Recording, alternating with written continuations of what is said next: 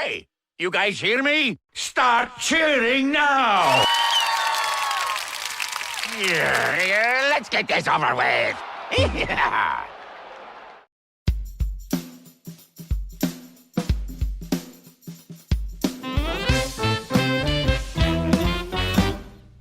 Woof, woof. Hi, I'm Mike Minotti, and I am a Nintendog. Hi, I'm Jeff Grubb, and I am a Nintendog. We are the last of the Nintendogs. Ruff, ruff, ruff. Today, Woof, woof, woof, woof. they'll kill you in Japan just for a Pokemon card. There's a lot of indie games, and Mario's for babies now. But first, Jeff Grubb. How's it going? It's going pretty good. You see a new NSO drop? No, I didn't. All Let me right. see. You want to tell me? I can tell you. I mean, do you want to find out? I got the chat told me, so I know what it is. You tell me. Okay, you I'm ready? excited. You ready for it? Yeah. Okay, it is for the Nintendo GameCube. It is Chibi Robo. Oh, shit! There goes the value of my Chibi Robo I spent $250 on. We all knew you'd be upset. There it is. That's pretty neat though. That's cool. Yeah. I'm almost surprised they did that one as early as they did, but that's neat. That's I have not played it yet. By all accounts, an Me neither. underrated game, and it's an expensive game to buy normally. Obviously, I'm just joking. I think it's a good thing for these games to become more widely available. They should even put Cubivore on there. What the heck? Do that eventually. This is fantastic. Yeah, I always love a good NSO drop. Cool to see that we're starting to get an idea of what the cadence is going to be for GameCube, at least out of the gate here, once a month, kinda. I think that's where we're at right now because we got Yeah. It's about time. What did we get last month? What was it? Last month was Mario Strikers. Yes. Okay. So now we have 5 games total on the NSO for GameCube NSO. Cool. Yeah. There's already a couple others that they've promised to release for GameCube. I bet we get these one a month until they run out of that, and then we'll see what happens at that point. Yeah, we still have the Fire Emblem. I believe even just Mario Sunshine is part of that. Also, maybe a couple others. There's some they even haven't talked about, in that round that I'm hoping for, like Smash Bros. Melee, but even Star Fox Adventure, Star Fox Assault. I think was Double Dash in that initial one. I would hope so, but maybe not. Maybe not. No, I don't think it was. Yeah, or Luigi's Mansion 1, right? So, yeah. Maybe that was, but yeah, plenty of things to still come. I like the GameCube. I had to check in and see if the app feels better because Wind Waker was feeling pretty weird to me on that one. Oh yeah, give me that Mario baseball game for sure. Yeah, that would be great to see. Yeah, I wonder if they're saving Mario Sunshine until they do. Maybe they do a small thing for Mario's 40th anniversary and they drop it Mario during Direct. that. Yeah, exactly. I can see that. Because we talk about here, there are rumors of and when I say new, I mean new in the title sense of a new Super Mario Brothers collection. Yep. Because we have playable on Switch 2 and Switch, but there's still the Wii game, the original DS game, and the 3DS sequel as well. I don't love those games, but also sure, why not? Yeah, exactly. I mean, yeah, if that's what we get for this anniversary, that's something. Honestly, I do think that's better than nothing. I do think that Wii game is very fun. If you create it, maybe, update it, let us play it online, maybe. That'd be cool. Yeah, I mean, the biggest problem with the Wii game was that, it was a Wii game, so it was kind of ugly. The resolution was terrible, right? Yeah, so, just all you got to do is really, not all you got to do, but a resolution bump from emulating that thing would go a long way. That'd be really cool. J. Arthur Chad is saying apparently that rumor was false. I don't know, so whatever. Okay, yeah, sure. So I bet someday, though, so at least the Wii game, I bet someday they'll remaster. Yeah, I mean, those games sold very well. So I think Nintendo, and it does happen eventually. I mean, I'd be happy if we got Mario Galaxy 2, but yeah, same. Whatever. All right, Jeff, why don't we get into it? We do have a few news stories here, including McDonald's, which I associate with some fantastic, super fun promotions back in the day. I was a Beanie Babies guy, the least surprising Mike Minotti lore drop of all time, I'm sure. But I was there for Teeny Beanies. I thought that was all very exciting. I was even in line for that Szechuan sauce when they brought that back. Because why the heck not? Did you cause any incidences so the companies had to close down their entire promotion because you were being too unruly and disrespectful? Nope, wasn't that bad. Why do you ask? Oh, no reason. Yeah, so McDonald's was doing a Pokemon promotion. Apparently, they've done this before. There's going to be a special McDonald's Pikachu Pokemon card. It's going to be available for 3 days. So many people, especially scalpers, were going in, buying the Happy Meal toys, and just throwing the food to the side and wasting it like pieces of shit. It was such a problem that they have ended the promotion early. The promotion is done after 1 day. It's the ultimate nobody gets it move, and I kind of all it does is make those that. scalpers, the ones that they did get scalped, worth more. Yeah, it's true. Something similar happened in 2023 with that Van Gogh Museum collaboration. Really? Yeah, remember that? Yeah. There's like a Van Gogh Pikachu. It's a very similar thing. I mean, boy, I like Pokemon, but it is... I guess it's because it's in the DNA of Pokemon, the collecting, right? Yes. Even it attracts the lowest scum of the earth, yes. Right, even like from the beginning, there's the idea of like more rare Pokemon than Gold and Silver yet shiny. So it's in the DNA of this franchise. And more so than anything else, people have kind of lost their shit when there are just these special promotions.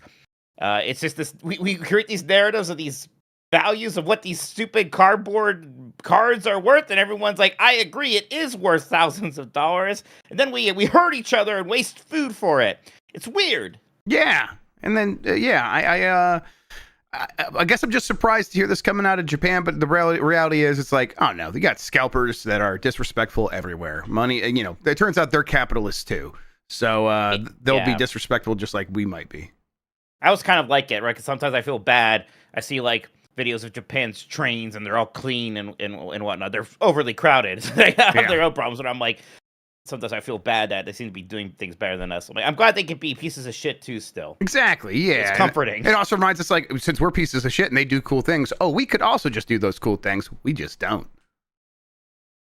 I mean, I've even, been dipping into card stuff a bit more lately, Lorcana and then the Final Fantasy, Magic Gathering stuff. I can't see myself getting a physical Pokemon card again anytime soon. I was playing that digital game for a little bit, and that was kind of fun. Even already, Jeff, with all these cards, it's becoming like, I don't know where to put all this shit. Yeah. I got stacks over here. I'm like, oh, great cards. Now what? Yeah, what do I do with them? Now it's a problem. It was fun to open them. Not fun to have those them. Binders. Yep. Binders, you get those big like card cases, all that stuff. Yeah, it's a hobby. You got to it's upkeep. You got to get in there, put some energy into it, so entropy doesn't make it worse and worse. Yeah, that's one of the reasons I try to steer clear of it. I just don't need another thing to maintain in my life. There was that Nintendo Indie World Showcase. That happened last week, which we've talked about in multiple places. But anything kind of stick out from you from that show? Yeah, I mean, there was a handful of things. For me, the big one was, the Howler continues to look awesome. Every time I see it, I'm like, oh yeah, that game is going to rule. Herdling, the herding game, I like that a lot, what I saw of it. Excited to get the kids back into Little Kitty Big City with the free update. And then...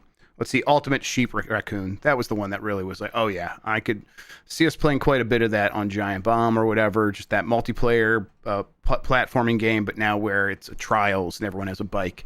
That's a pretty cool evolution of that. And Trials actually always has been secretly a platforming game, so this makes total sense. Really want to play that. I thought Neverway looked cool, which we all joke, like, how many farm games? Well, here's a farm game that has a sort of spooky twist to it. And I think that's neat. That's not coming until 2026, but I'm hopeful for that.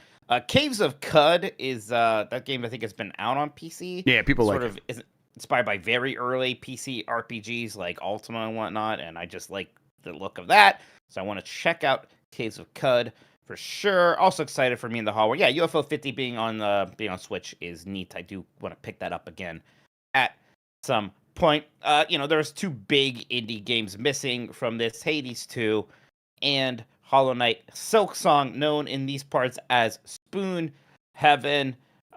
Is there anything to read into those not being here, or is it just those games are actually too big for an Indie World Showcase? Yeah, nothing to read into that for sure. I don't think it's like impossible for them to have shown up in a show like this, but it's not likely. They are too big. And Hades is also in a weird spot where it just had an update recently. They're probably going to release that. They were probably always going to release that later in this year. And then Hollow Knight, who knows? Probably at an Xbox thing at Gamescom. Alrighty, and last thing here, Jeff. A couple of things actually, but My Mario is a new product line from Nintendo. This is the Get 'em While They're Young Mario product line. It's Mario for babies and slightly older babies. Parentheses positive include things like a wood block set with amiibo functionality. Apparently, there's even a companion app called Hello Mario that kind of lets you interact with Mario's face, all of the Mario 64 start screen. Sure, this makes sense. Again, get them while they're young. The whole collection is going to feature 34 products, so quite a big set here. Yep, coming out later this month in Japan. Some select ones will come to North America next year. I like I said in other places. If my kids were younger, I would have been all over a lot of this stuff. As is, it's like I might poke at that My Mario app just to see Mario's face and what it do. But beyond that, it's like, oh yeah, this is cute. It's smart. I think it shows that Nintendo is thinking really cleverly about its marketing and merchandising opportunities, which I appreciate because it means they're going to probably keep making cool stuff that I am super into.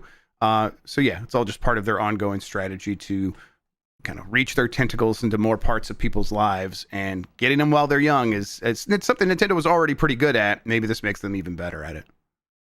You can make a lot of money selling things to babies. You know who sells a lot of stuff to babies? I'm gonna guess Disney. Disney does, right? Yeah. And if you could put a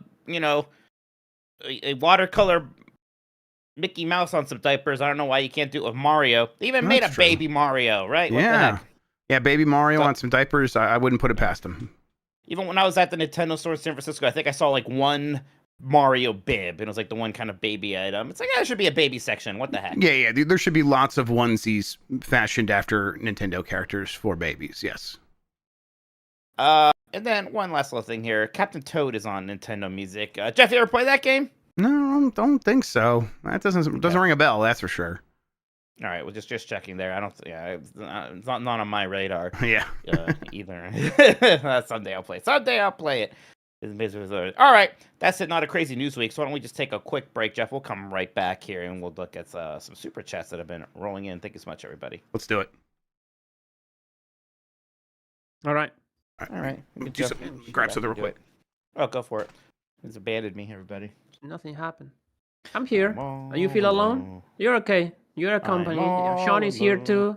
No, Sean's not really here. He's been AFK. We just dragged him from one channel to another. I don't think he was recording the Game Club earlier.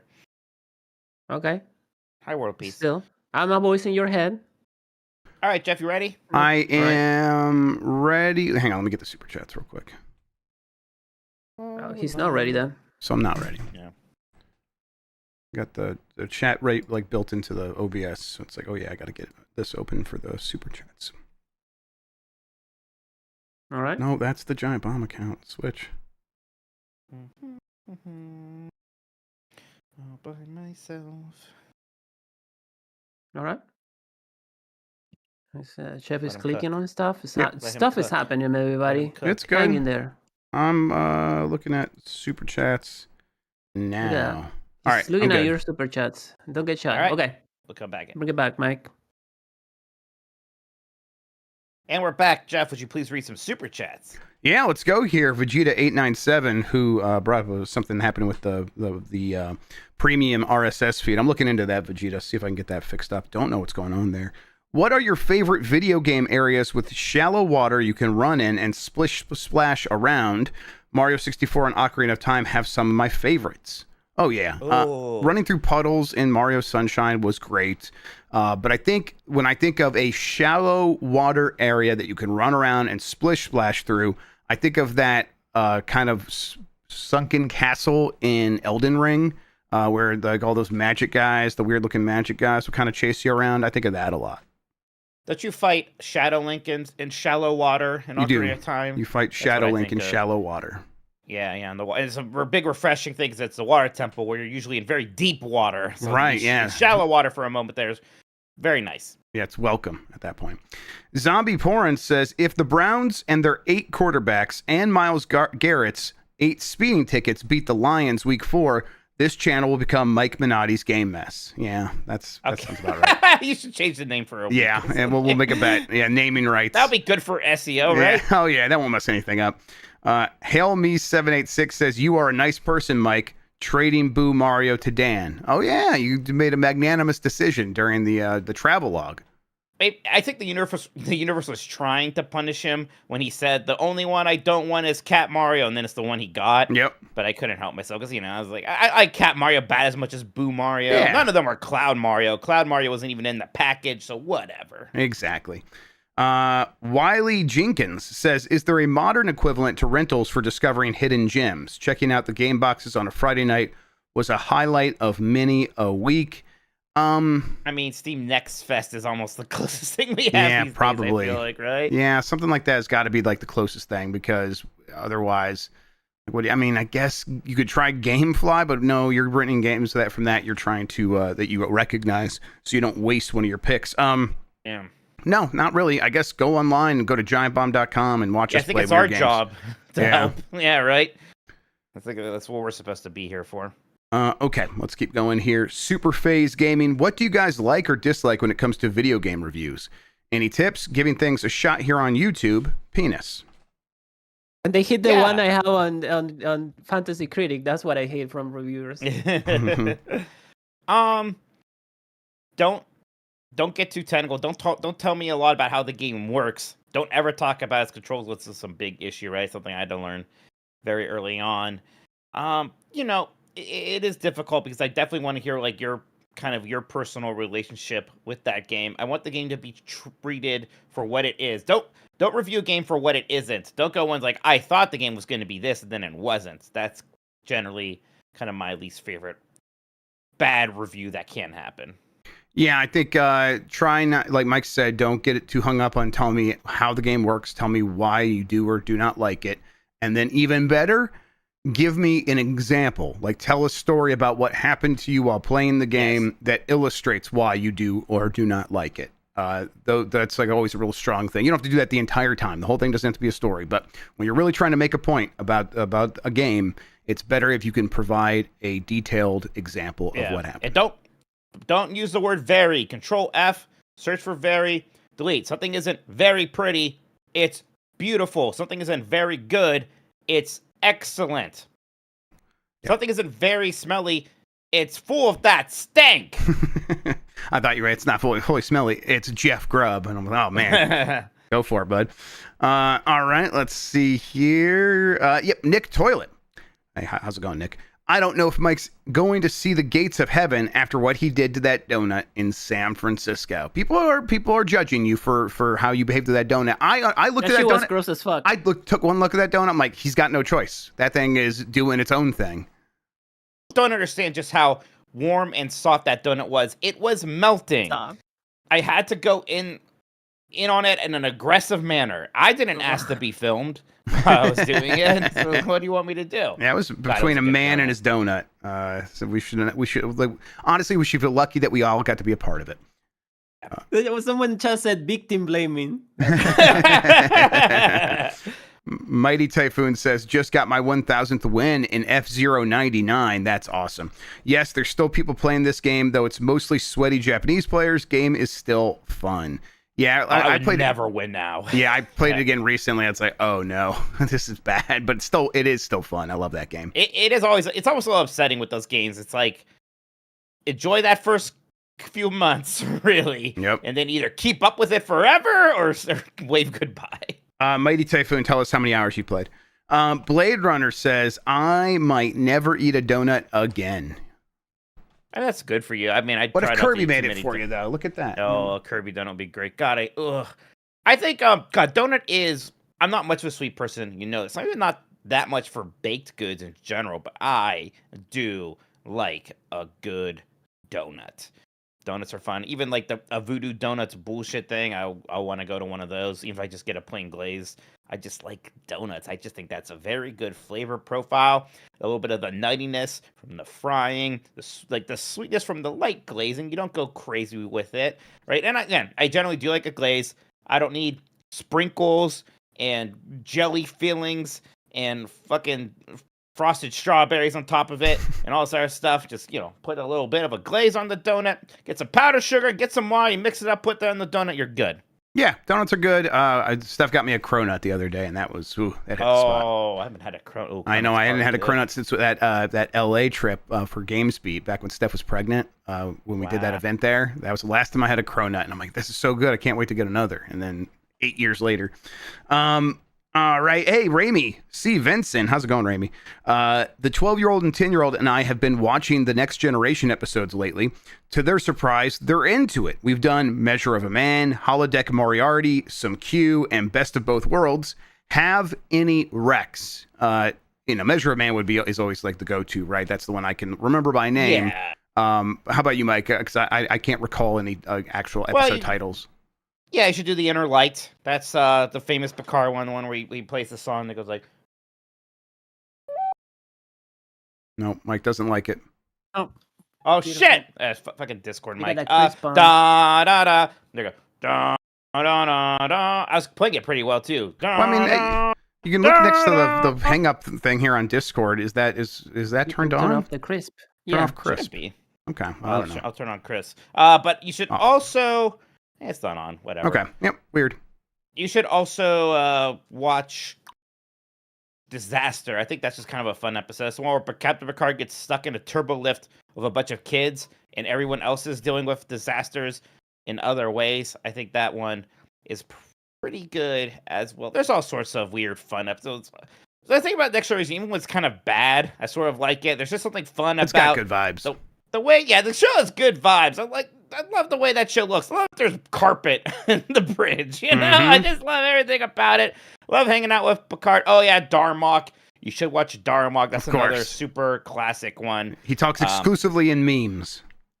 Yes, exactly. Language through memes. But yeah, gosh, I was thinking about Next Generation. I don't know if you saw the clip of Seth MacFarlane talking about how all shows are dystopian and pessimistic now, and he's like, I grew up with Captain Picard and whatnot, and he's being a bit of an old man yelling at clouds, but I was also nodding. I mean, his Orville show is like truly a love letter. I like it. People like that a lot. They won't let him make a season 4, right? Yep. All right, Mike, that does it for the super chats. So the show's yours again. 1 second. Yeah. I think you missed a couple at the beginning. Do you read Two Birth? I must have started below this. What the hell happened there? Okay, here we go. All right, yes, thank you. Good call out. All right, Two Bear. Nintendo is releasing the King K. Rool amiibo on 9/11. Does Nintendo hate America? Look, it's when we need them more than ever is on that day. So I'll be happy to have King K. Rool help me never forget. Postman Dan 87 says, when Mike Minotti broke my heart and told me I could not have the tote bag, he asked if he could help me with anything else. I asked for Disney advice for November, and he ghosted me. So now asking kindly to help me through money. This is the way to get something done, though, Postman Dan. Your instincts are correct here. I usually love giving people Disney advice. It's usually the main thing I do. You probably just closed your ticket or whatever and didn't see it. I don't know. I might have to go back into the supporting news. I thought I was all caught up on them, though. So I'm sorry, Postman Dan. He followed up here November 6th through the 9th, if that helps. That must be when he's going to Disney. Yeah, I mean, gosh, 6, 7, 8, 9. So those are full days. You can maybe go to all of the parks. The Christmas stuff, I think, might be happening by that point. That can be pretty fun. So many of my recommendations are really about the food and whatnot. If you're going to the Animal Kingdom, go to the Nomad Lounge. I'd like to know if you're staying at a resort. Then I have an idea of what restaurants are around there and all that stuff. Take some time. Go to Disney Springs because there's lots of good food there. You don't have to worry about a water park in November. It's not quite warm enough usually. So that's something. But yeah. If the Christmas stuff's happening, look into it. It's an extra ticket, but it's fun. They do it at the Magic Kingdom Park, and there's also a Hollywood Studios one. I don't know if that's going to be running by that point, though. That might be later. All right, let's see here. Simon from Saskatchewan. Mike, what's your favorite Steely Dong song? That's a cat. I'm glad it's a joke because I could not name any Steely Dan songs either. That's okay. I don't even really know. I assume that his songs are kind of like Caribbean steel drum stuff, and it probably isn't. Yeah, everything you said in that entire sentence was wrong. Yeah, I assume it sounds like the main theme to Commando, if you know what I'm talking about. I get how you get there for sure. Steely Dan that has nothing to do with the steel drum. It was a reference to a dildo in a book or something. I don't know. That's very different vibes. Yeah, they are a sardonic yacht rock band. Very sarcastic with their lyrics and stuff like that. Yeah, I like yacht rock. I mean, I think you would like Steely Dan. I mean, yeah. So I don't know. We can give it a try. Check Do It Again. Yeah, do it. Well, do it again. Yep. All right. AJB Time says, "How do I go back to my life as it was before I saw Mike go to town on the donut like it was a plate of spaghetti?" You are lucky. Dan originally was going to open with me in the donut. Everyone had to be like, Dan, this is way too intense of an opening. Yeah, you got to build up to that. Both Bacalar and Jan had watched it before I started the video, and they were both like, dude, I had to tap out right away. I'm like, how bad is it? I'm like, okay, yeah, it's a lot to start a video with that. I was a little self-plate spaghetti or something. I was a little self-conscious. It was the most drunk I've ever been on content for sure. It didn't seem, you didn't seem like that bad. I mean, you clearly were drunk, but you didn't seem that bad. Like, because we went to that tiki bar, Smuggler's Cove in San Francisco, which big shouts to them. Fantastic place. Turns out that's another thing Dan and I have in common. We love tiki bars. We were just in heaven there. And it was so much fun. You just kind of want to stay there as long as you can. Well, you gotta have a drink to stay there. And we weren't driving, so it's like, 2 tiki drinks. That's pretty strong right there. What about 3 tiki drinks? We got, seats at the bar. There's not that much room up there, so we were excited to be there. And I bought a special mug.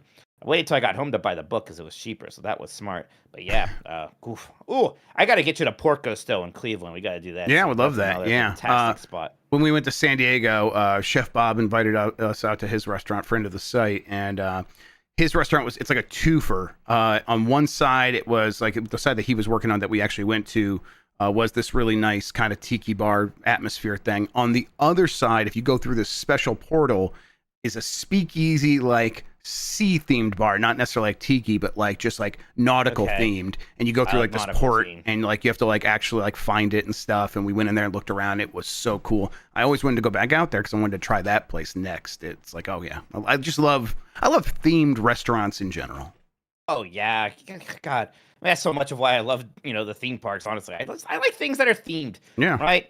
I don't want to go into some other restaurant that just has like big eat word planted on the side and everything is just at 90-degree angles and it's modern. What the fuck is an applebee? Wait, is that a bee that pollinates apple flowers? Is that what that is? Guess that could be. That's what it is. I don't know. Either way, Will Holloway says, question for Mike.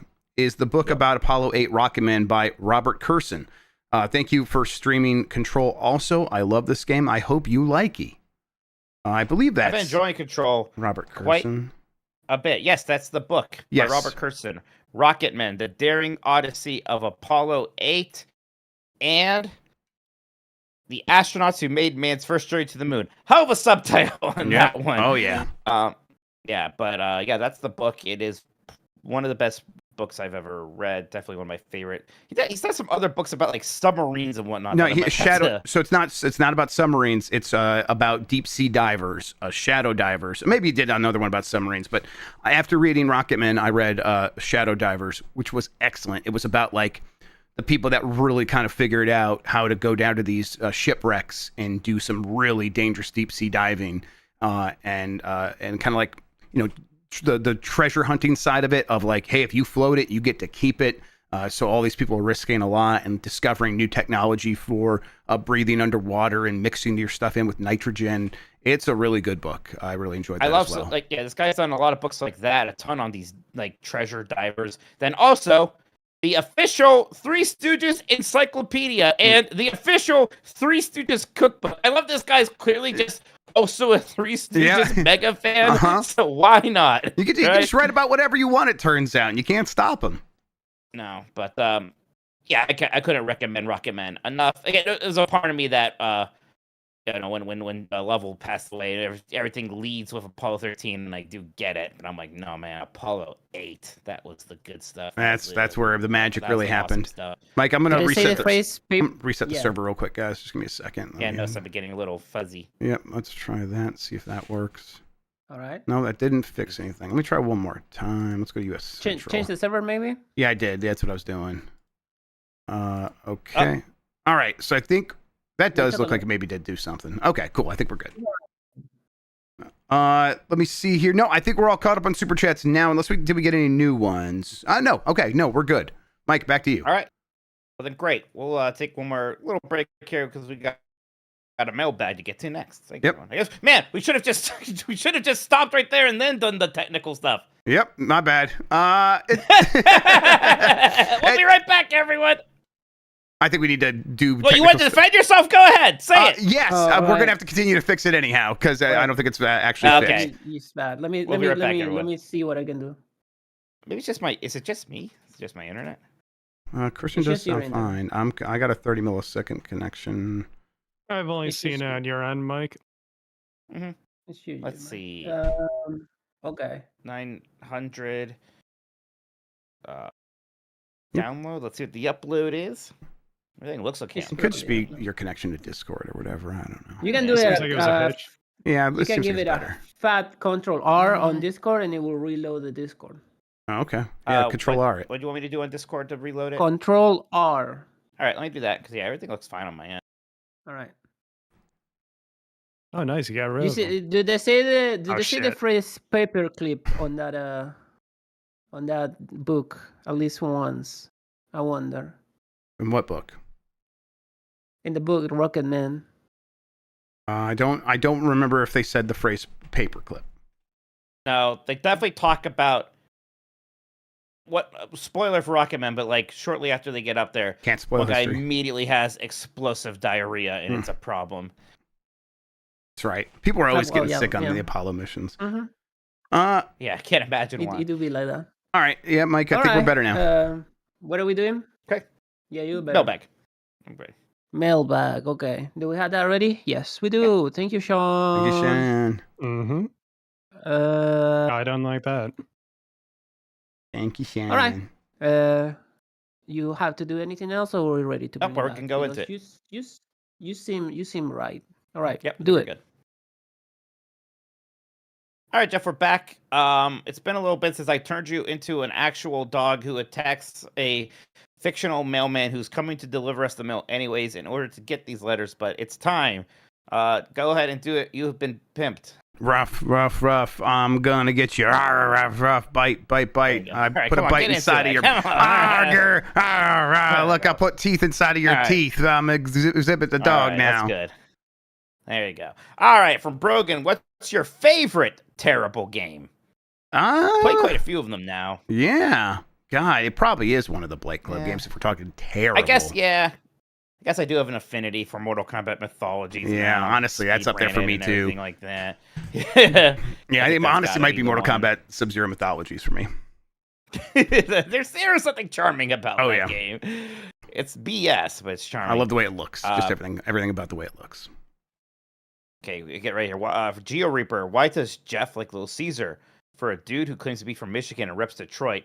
Okay, anyway, rank the top 4 Michigan-based pizza chains. Jets, Little Caesars, Domino's, and Hungry Howie's. I had no idea Domino's started in Michigan. Yeah, did it? I didn't know that either. Or based. All right, let's see here. I would go with number 1 is, they're all good. I do like all of these, but number 1 is Jets. Number 2 is Hungry Howie's. Number 3 is Little Caesars. Number 4 is Domino's. And I love Little Caesars. Domino's is like, okay. Like, I think that's a pretty good pizza chain. It's reliable, and you can always count on it, like when you're traveling. But yes, people should try Jets. If you have a Jets around, you've never tried it, try it. Go get the turbo crust. It's really good. Same with Hungry Howie's, honestly. Where's the nearest Jets pizza for me? 46.8 miles. Cuyahoga Falls. Darn. Someday I'd like to try it. I haven't had a pizza day in a bit. I don't feel like I deserve one, but I would like to have pizza. It's very good. Next up is from the Drum Kid 92. When you buy physical retro games, do you care if they're complete in box? I have a major fixation where you have to have every last insert and cardboard sleeve. I feel like I have a problem, but also maybe other people feel the same way. Send help or support, whichever you feel is appropriate. So it depends. For the disc games, I do want it complete because you're always going to get a case anyways. So I want it to be the game case. I'm going to do that, and I want the manual in there. if I'm not going to get all that, I'm generally like, I won't bother anyways. Especially because like the difference between having the menu or not is usually $10-$20 or something. So give it to me complete. With cartridge games though, especially like the ones with the cardboard boxes, I honestly prefer just getting the cartridge because the cartridges show well enough on their own. A lot of the cardboard boxes are already not in great shape and they're already gonna get worse. And you are paying so much more for that cardboard box and the manual and all that stuff. I think I might have brought this up, but I saw UN Squadron at my local retro store, which is what I've been looking for forever. But it was, it was in the box, and the box looked like crap. And because it was in the box, it was like $50 more. I'm like, I don't want the box, so I held off. Yeah, you do have a problem though. Yes, if you are kind of like fixated on it, but it's the kind of problem a lot of people do have, and it's not that harmful, right? So as long as you're keeping it under control and you're not like spending money you don't have to get these games complete in box, you're probably just fine. But yeah, like this is what it is. It's not necessarily about the game. It's about like feeling like you have a completion of something, like you completed this collection, or completed the collection for this one specific thing. And yeah, that's human nature. Nothing wrong with that. Nintendogs says, with the rumors regarding a new Super Mario Bros. Collection, do you think there will eventually become a time during the Switch 2 generation, maybe Switch 3, where every Nintendo first-party game ever is all officially playable on one system? Not during this generation, right? No. There might be a time where, the way digital libraries are and these collections get so much bigger. I mean, there was a time where I couldn't have imagined, like, what do you mean I could just watch an entire show from some kind of magical computer device? I don't have to wait for it to come up on the TV guide, right? So I don't know how these things are going to be in the future, but I don't see that happening anytime soon. Every first-party Nintendo game. Yeah, it's something that could happen. Is not going to happen anytime soon. That's right. Tyler James Basich, which Pokemon makes the best roommate/bidet? What the hell does that mean? I think it means it's going to wash your ass, and it's clearly Squirtle. Yeah, I guess it's got to be one of the water Pokemon. I guess Squirtle would be an okay roommate. Yeah, but Squirtle looks too innocent to blast my ass. I need like what? He's in the Squirtle squad. They're bad boys. Blastoise is made for blasting ass.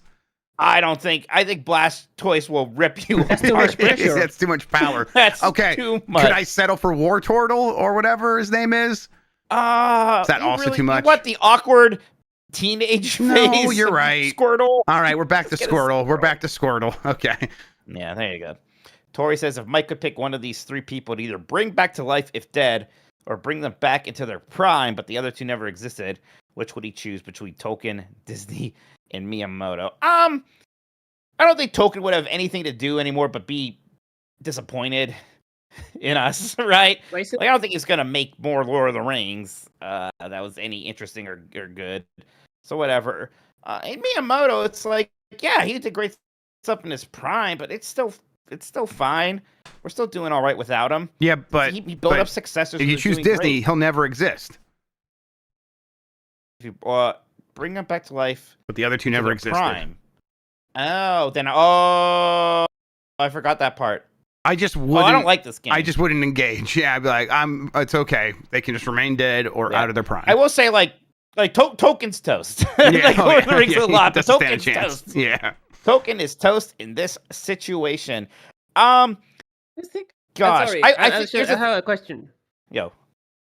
You think that Disney, like the Disney products that you enjoyed today, wouldn't exist without like Disney the guy? You think that he enjoys the parks? Like, surface. He enjoys the parks. Okay. So yeah, and that was all walls. Yeah, he did. I mean, he started. He started the animated feature industry and then the theme park industry. And if he came back to life, maybe he would make his weird future city thing. We can all see where that would go. Okay. That go in strange, bizarre places. That's the thing, is that I think without Disney, there really are no theme parks as I enjoy them. There will be amusement parks there somewhere, but not in the way I think of. We will still have video games, probably. Yeah. Boy, I bet if you put the gun to my head, I might say Disney. Yeah, I get it. You put the gun to my head. I mean, I'll do it if you fucking kill Miyamoto, yeah. Then we can all enjoy the incredible displeasure when we watch him put a MAGA hat on together. Right? Watch him just completely bow down to the Trump to get his next future city built. It'll be God, yeah, you're fantastic. right. Jesus. Without Disney, we don't have anime. Think about that. You could kill anime. True. It's true.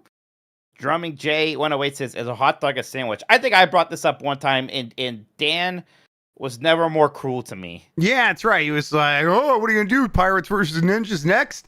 Oh, bacon Yeah. narwhal." And I won't do that to you, Drummond J. So I will just say no. Yeah, but for taxation purposes, yes. Germ says, "Shout out to the fitness group in the GM Discord. Over 2 years ago, I ruptured a disc in my spine. I believe from either the Matterhorn or the Water Rapids ride at Disneyland. It's a death trap at Disneyland. Peak. Yeah. I had back surgery and had a bit of recovery, but then made a point to get really in shape, and since then have ran a half marathon. That's awesome. Training for a full later this year. That's nice. The fitness Discord has been a great motivator to keep me going, and others have said the same. If anyone needs more motivation to start working out, come join us. You hear that, everyone? We got the fitness I gotta get back in there, yeah. On the Game S Discord. Yeah, so do that for sure. I gotta say, when I trimmed the beard down this much, I noticed. I noticed. Normally it's hidden, but I noticed just how big the gullet has gotten. I know. I'm the same. Like that's where I'm aging on my gullet. Yeah, and my grandpa had a very pronounced gullet. It might just be a genetic thing too, but I bet other lifestyle choices aren't helping there. So I gotta get on gullet recovery for sure. Lenny Cool Dick Denver says, "Hey Mike loves to go down on donuts Minotti, and Jeff loves to go down on domestic terrorism Grubb. Whatever happened to Mike possibly playing through DK64? Or better yet, what happened to you guys getting paychecks from that place you own now?" Yeah, we're moving along pretty nice on that latter part there. We're all feeling pretty good. DK64, I think our current plan is to sort of probably line up a marathon stream of some sort tied in with a different event we haven't talked about yet. So something that very much it's something we talk about frequently. We're all very excited about it. It's the kind of thing that we want to do stuff like that every once in a while, make it a special event. And boy, I got some dumb ideas to fuck with Mike when he plays that game, guys. Like there are some ideas cooking. Just as long as it doesn't involve actual bananas, you know how I am. No food stuff. No, it's all going to be like way more dumb than that. Okay, I like that. Yeah. That's fine. Next up here is from Keywork. Sup, homies? What's your current favorite non-gaming YouTube channel? Weird food history is scratching an itch I did not know I had currently. Thanks. Yeah, I got two that I'm into in the moment. As always, Technology Connections is my spirit animal. I love him so much. He can talk about anything, and I'll be interested in it. He talks about light bulbs all the time. Tell me more about light bulbs, dude. The other one is, is it climate? You know what? I'll just search for this video. He did a good takedown of like why that Oil Man show with Billy Bob Thornton is like so weird about climate science, and he discovered like who on the show was like responsible for it, and it's so yeah, if you like look up like Climate Town. Thank you, Christian. Yes, Climate Town. That's been really good. I like that guy a lot. My food YouTube, Fallow is a great channel. It's about two English chefs who own a couple of restaurants in London, I believe. So they've just been making very good food content over there that I have enjoyed watching a lot. I had a bit of a problem where I think I was watching some Spaced Up when Level died on YouTube, and now a lot of disaster content has gotten on my feed because of like Challenger and some 9/11 stuff showed up, and I made a mistake of like watching it, and now there's just too much bad vibes on my YouTube page all of a sudden. So I've been trying to like say not interested. Ooh, I just see that someone here has a video about the SeaWorld that was in Ohio that I went to a bunch as a kid. I got save to watch later. God, is that the SeaWorld I went to? That place.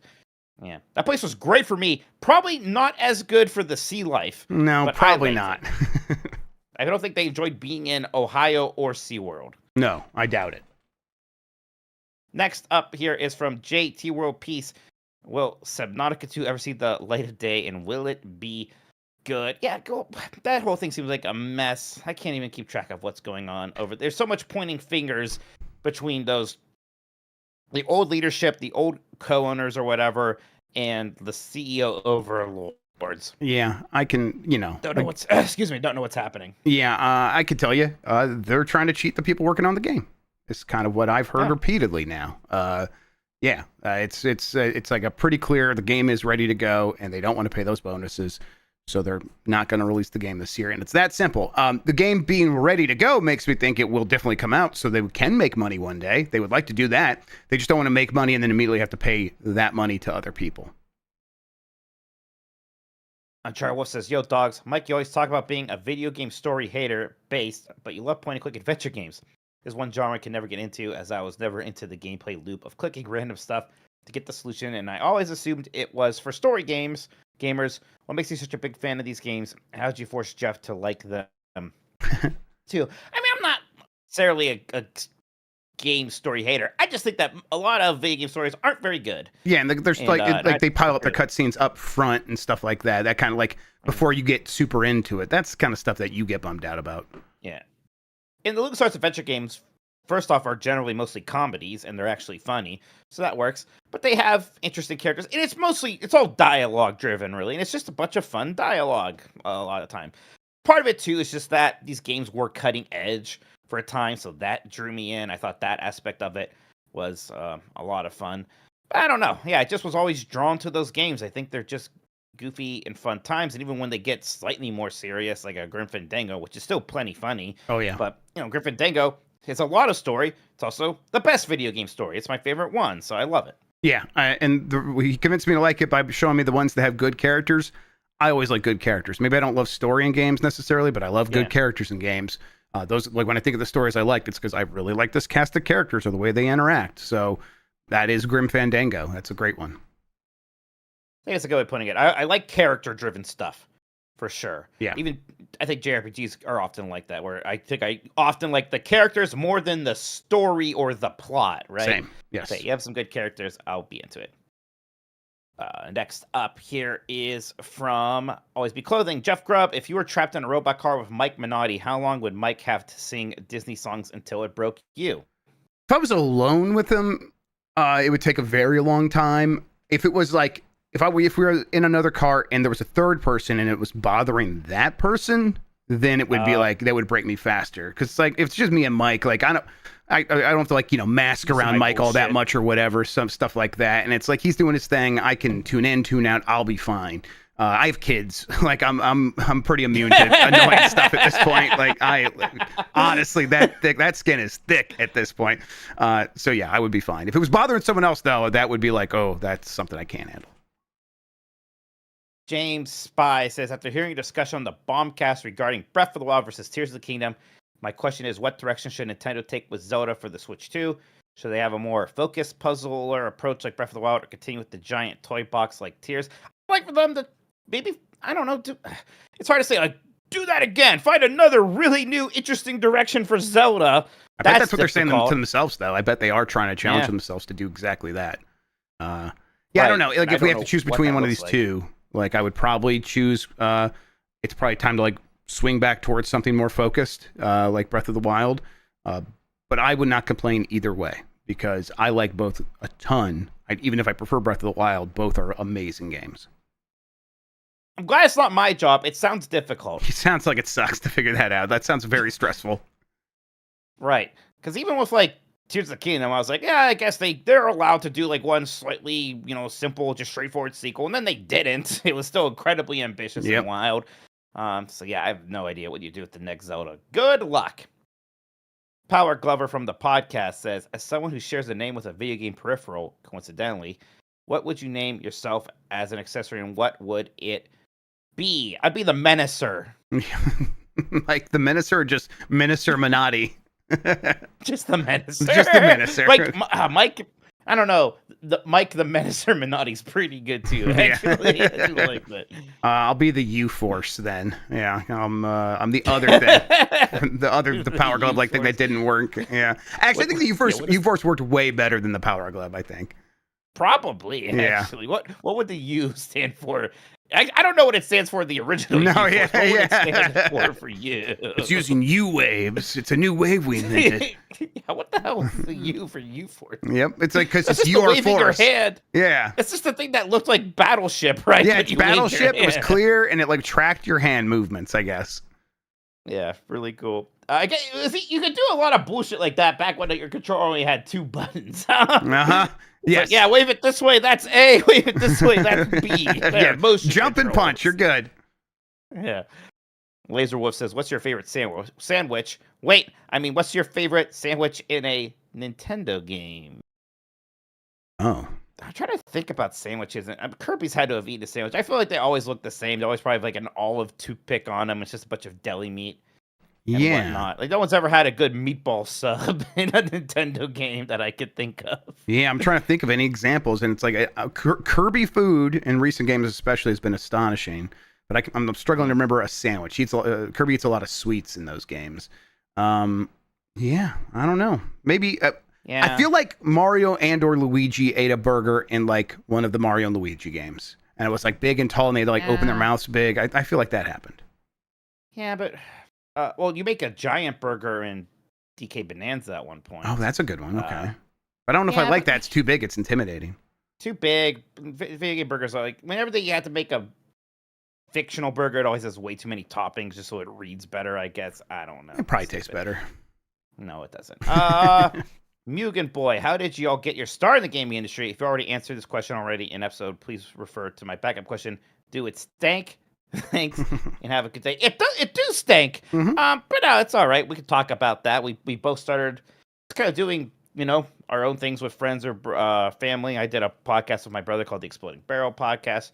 Jeff, you were on some what was your stuff called again? I had I did forwards compatible with some friends. We just kind of started that when Up started falling apart back in 2008. Before that, I was like writing blog posts, and then when BitMob got started, me and Mike ended up both volunteering there to help out Dan Shu with that, and I started doing a podcast there called what was it? It was like Pixel Revolt. It was like a play on BitMob or something like that. Oh, yeah. With like Brett Bates and whatnot. Brett Bates, and Derek Levine, and we we did quite a few episodes together, and then I kind of like just took that and ran with it, like helping out Shu, and then Shu went somewhere else, and we went along with him, and then kind of been in the industry ever since. It was just persistent, and then all the lucky breaks.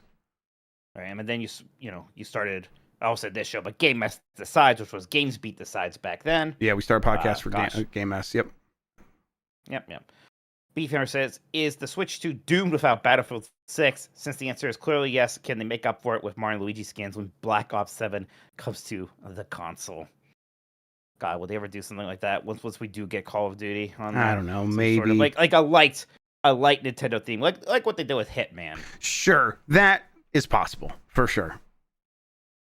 Matt says, "Any news on Xenoblade at this point, or is Monolith Soft just in the minds helping with all the other Switch games?" I mean, Xenoblade Chronicles X wasn't that long ago, right? The remaster. Right. Didn't we hear that Monolith was like reloading in a big way on its technology? Like they're like reworking all their tech to get ready for the next big game, which probably is a new Xenoblade game. Yeah. New Xenoblade or new Xeno something, right? Yeah. They could Xenoblade at this point is such a franchise; it could just be Xenoblade. That's why I say it's probably that. But you're right; it could be like a refresh, could be something new, and then that tech will be used in the next Zelda game. Yeah, I bet they're still gonna make another really like big scale JRPG thing like those Xenoblade games. I wouldn't worry about that. I'm sure you'll get one of those in a couple years. Definitely. Chris Pratt says, "Will we get a Pikmin 4 Switch 2 edition? I just need more." Why do you laugh at? Chris, so funny. Chris Pratt. Oh my Chris God. Pratt. I didn't even get it. Chris Pratt says, "Will we get a Pikmin 4 Switch 2 edition? I just need more Pikmin 4." Basically, it'd be cool to get an update for that, but I don't know. Yeah, I feel like it probably runs very well on the Switch 2 already, and it's one of those things like, does it get an expansion like Kirby did and like Mario Party did? Now, Mario Party's expansion was pretty bad. Yeah, it wasn't very good. $20 for like, you know what? Something could have been a free update. Yeah, part of me is like, why don't you just get working on a Pikmin 5, actually? Yeah, I think that's probably right. Like DLC, so that we don't have to wait so long. Because Pikmin 5, they're probably not going to rush that. But they outsourced a lot of that to Aiding, and that studio's probably ready to work. God, Pikmin 5 from that studio with that structure they came up with, I would just eat that up. Pikmin 4 is so goddamn good. I'd be all about it. I should replay it. President Evil says, "What was up with those late Switch 1 games using the Super Famicom colors for the A, B, X, Y button prompts? Unrelated games like the Paper Mario remake, Ys 10, and Fashion Dreamer use them. So do you think it's just a coincidence or remnants of scrapped Switch 2 Joy-Con colors?" I think all those games were made in Japan, is Y. Yeah. And over there, those are just the colors. And I don't think anyone really bothered to change it. Plus, like, you have a color for each button there, whereas we had 2 grays and 2 purples for Super Nintendo. Right. Yeah. I think that's probably just a byproduct of the kinds of people being in charge of making those games these days are people who like just have internalized that Super Nintendo color scheme, the Super Famicom color scheme, as it would have been. Now, to be clear, I much prefer the Super Nintendo color scheme. I like the grays and the purple. I think it looks very snappy. I don't much prefer it, but I do also prefer the Super Nintendo for sure. I always loved how they did the thing where it had the gray shadow as well that like connected the 2 buttons to say, hey, if you're playing a two button game, these 2 will act as the same button and these 2 will act as the same button. But clever. Mitchy Poo says, will we ever get a Nintendo cross Disney crossover? If so, what's more likely? Can be in any shape, form, or entertainment medium. It's hard right now with Nintendo being so close with, Universal and even Sony. Did you see that weird thing where the Zelda movie has a Twitter account? It's only following 2 other people, Sony Pictures and PlayStation. Weird. Part of me's like, I think a social media person just messed up. They're told, make sure you follow Sony. He wasn't sure which one they meant, so he just did both of them. And like tomorrow, Nintendo's gonna notice and be like, don't follow PlayStation. Yeah, that's very funny. But I can't see Nintendo doing anything with Disney anytime soon. Well, again, they're partnering really heavily with Universal with animated movies and theme park stuff. Doesn't really leave a whole lot of room for Disney to come in and get something going. Yep, I think that's right, and it's Nintendo can kind of make demands of their partners, and Disney probably is like, yeah, we got plenty of our own IP. We don't need to bend our way to Nintendo the way some of these other companies might be willing to. Sony Pictures is successful, but they're used to working with partners a lot of the time, and they are also like used to compromising because they are like the one that like didn't try to keep their own streaming service going, so they have a lot of deals with like Netflix, and I think they're just happy to make a ton of partnerships, and that's just not going to be a thing that Disney's going to like try to force their way into when they already have an existing relationship with competitors. Pussman Dan says, how many of those Pokemon Happy Meal scalpers were white? Boy, I didn't think about that. Yeah, very, very good chance. There's probably a handful. I was so happy that the Japanese were having to slum it up to our standards, and maybe we were the problem. Maybe people were flying over there just to steal their Pokemon cards. I don't think there were that many to be white. Okay. I think there's just Japanese people can do wrong sometimes too. You would love to blame white people if it was their fault. So I feel better that you said that. I would love. Some people might say that Japanese people in Japan are white people, but that's not me. Okay. Yeah. That's right. They might say that. Yeah, isn't there like a whole thing? I'm not going to get into it. I don't know what enough to talk about to approach this subject. Yeah, I'm just going to stay away from it. Let's talk about people's race. Let's talk about the color of people's skin. Let's have a go at that. Why don't instead of that let's take a break. We'll come back. We'll talk about games we've been playing and read a few more super chats that trickled in. Hell yeah. Right back. Wayne, this is not real, motherfuckers. What are you talking about? What is this shit? The made up shit. All right, Christian, you should watch the Civil War on Drugs. I was watching that last night. That's a good movie. Ooh, that's a fun time. Cool. Oh yeah, we have a community thing. Remind me to remind people. Okay. That we have a community. Yeah, I see it in the rundown. I'll make sure. All right. Let's go. All right, Jeff, we're back. You've been playing any Nintendo games of note lately? Here and there. I mean, I'm playing a lot more Donkey Kong still. I'm now making my way through the post credits content. That game continues to be awesome. Did you notice that oh yeah, this stuff is like actually legitimately more entertaining because it's more challenging after the credits, or was it just like more Donkey Kong? Because you kind of blazed through that stuff. Yeah, it's definitely more challenging. I don't know if I liked it any more or less because of that.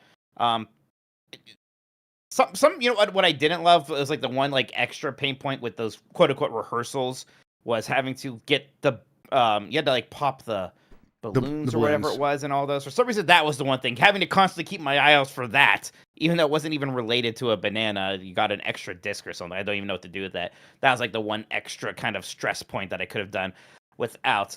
But no, I enjoyed doing all of that, just going through and getting bananas. But yeah, the final level was fun. I don't know if it was quite as challenging or interesting as the final Odyssey level was. Sure. But, yeah, I mean, I just continue to like that game all the way through. Beyond that, I did spend some time messing around with the Super Nintendo NSO games, checking out the CRT filter there.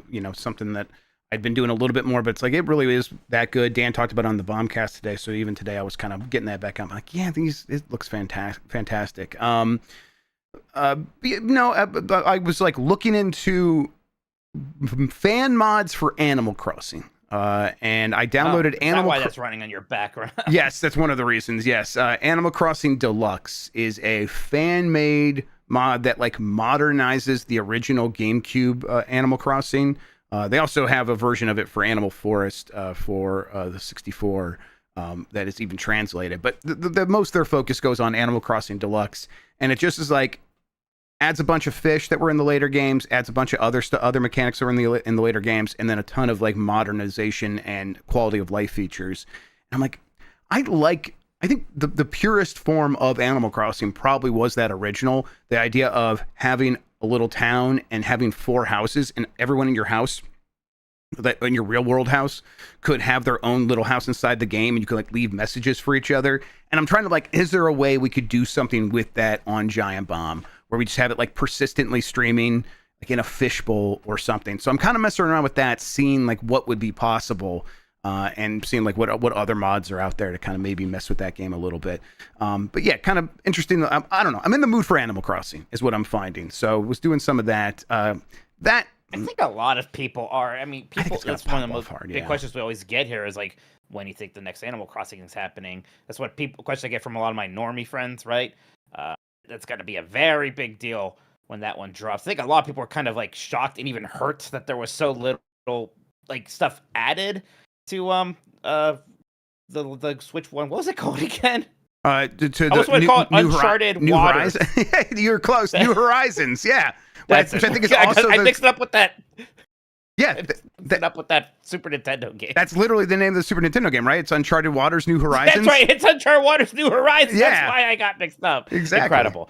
Yeah.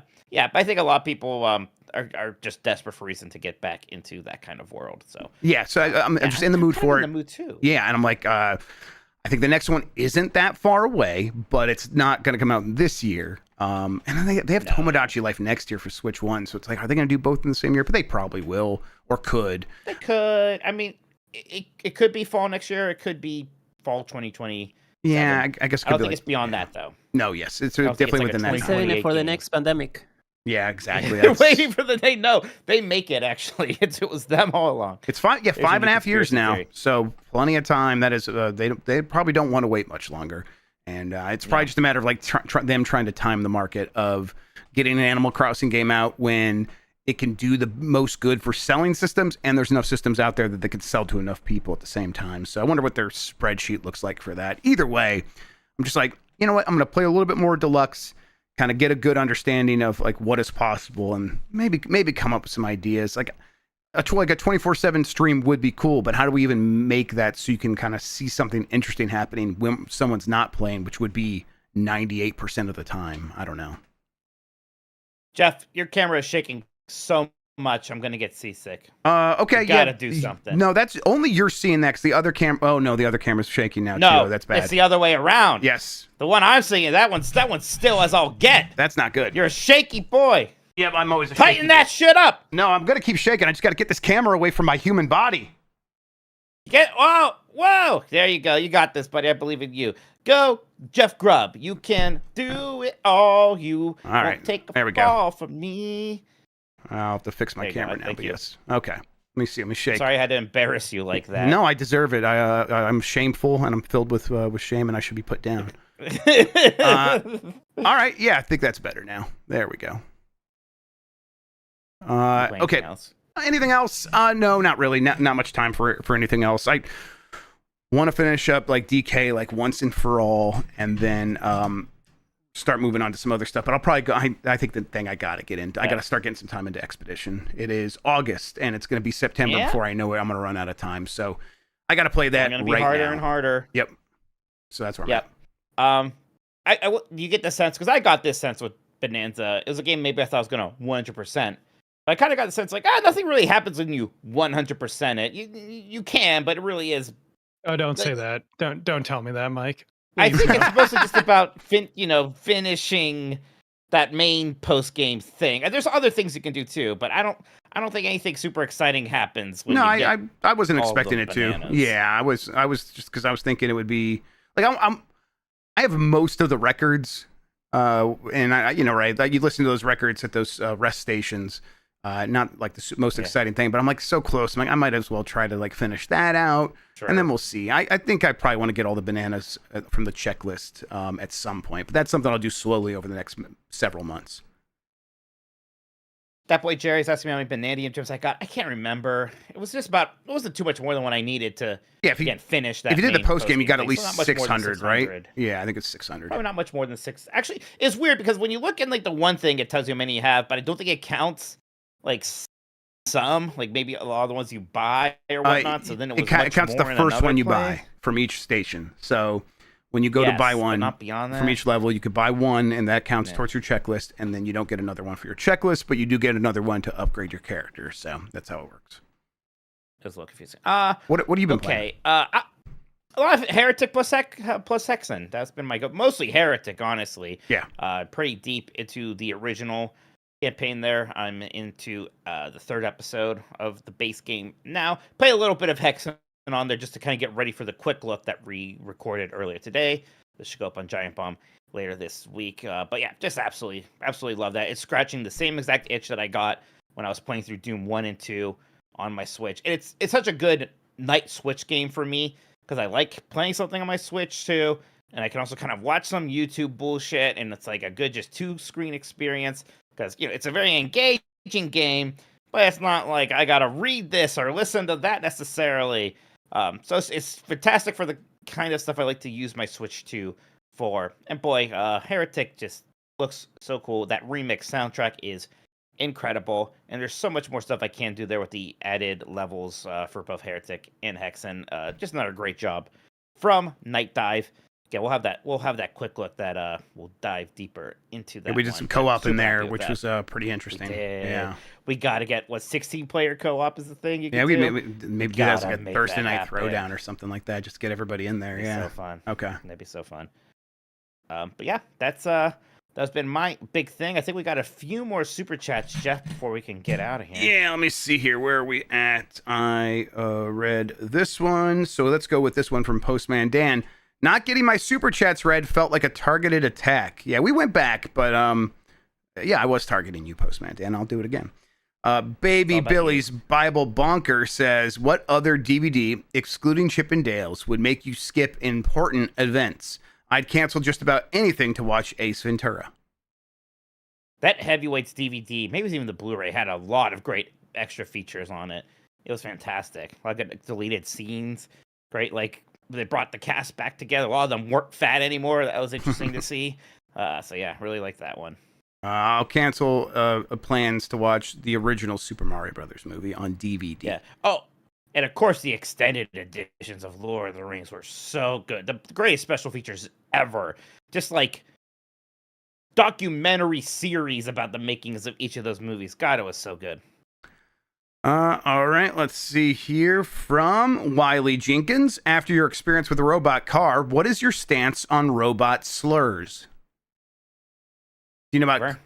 You can call them whatever you want to call them. Clankers, it's fine. Yeah, you call them clankers. Yeah.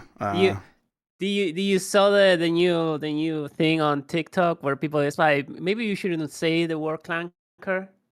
Oh, where it's already like that's a bad word now.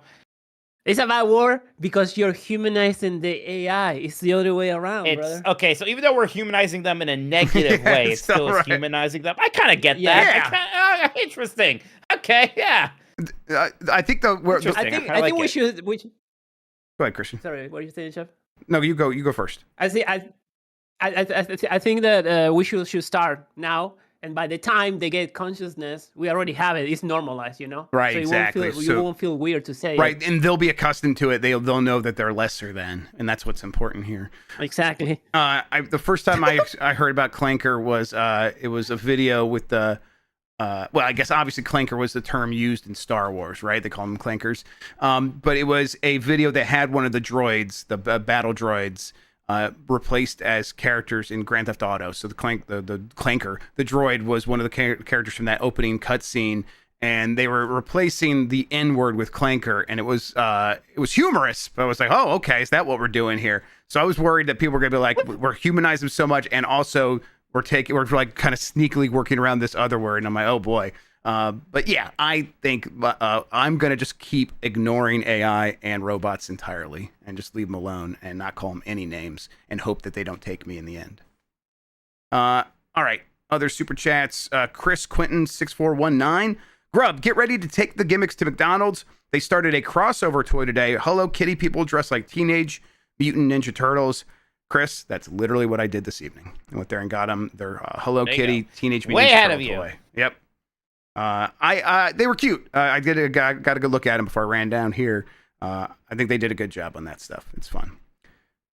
Chris Kitty is like 90% just a product line, right? There's not like, I'm sure there's a show. There's like games sometimes, but it's not really about that. It is about the toys and clothes. It's about the merchandise. Yes. Oof, I would steer away from this. You're right, Mike. Because there's lore and shit. So there's lore. That's how you sell the toys. But, yeah.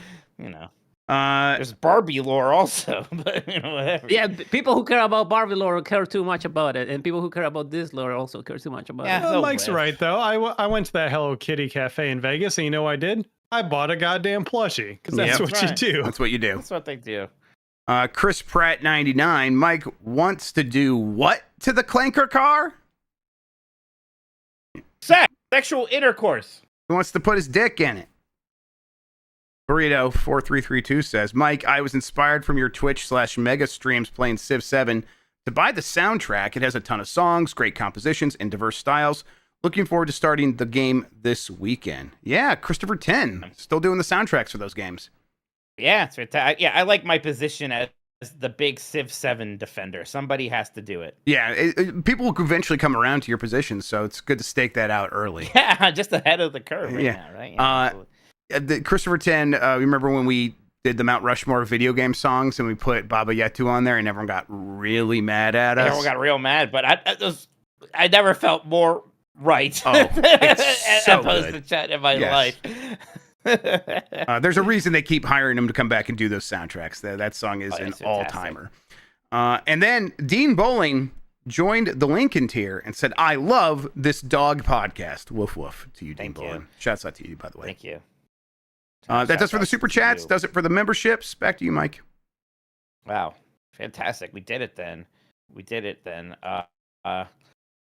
I'm hungry. Oh, look at that. Yeah, another one. Joe Beezer. You guys are almost at 50,000 subs. Congrats. Yeah, we were at 50,000 subs. And then I think YouTube did a big bot sweep because the Great Torch. Yeah, they did. Yes. By like a couple. So we went down like because we called them clankers? Maybe. Yeah, YouTube was like, we'll show you.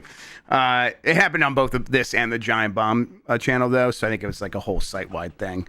That they were clearing out bot accounts and stuff like that, or dead accounts. Who knows? But yep, we'll get back up to 50K. Don't worry about it. We'll get back up. I don't want Penny's Penny, calm down. No, I didn't what are you possibly barking at? It's dark and you can't see anymore. That you can see okay. The hearing going maybe. I don't know. All right then. Well, that does a show then. Just a heads up though, that there's going to be a community movie night tomorrow. The Game S community is going to be watching War of the Worlds, the new Amazon movie. Together. Oh, okay. Yeah. What time is that? That is going to be happening tomorrow at 8:30 EST. Okay, I'll try to watch that. 8:30 p.m. Eastern tomorrow. So if you want to hang out with you guys all have fun and hearing things about that movie. But yeah, we have a lot of fun stuff happening on Giant Bomb. We are starting the new season of Blight Club tomorrow. Jurassic Grubb, Jeff Passer. There it is. Yep. Very excited for that, but we've been doing some other fun stuff. Riven is continuing to be amazing. I've been enjoying that a lot, so check out the Riven playthrough. Sean was on the Bombcast talking about his experiences at EVO, and we also have an interview of Sean talking with the Virtua Fighter person, so check out all of that. Thank you so much, everybody. Bye, everybody.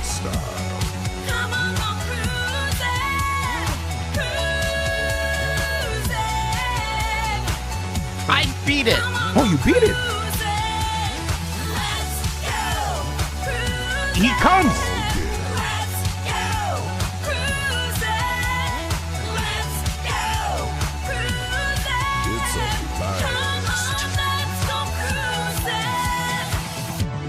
Who's ready to nut? You can also watch. Fuddy Duddy.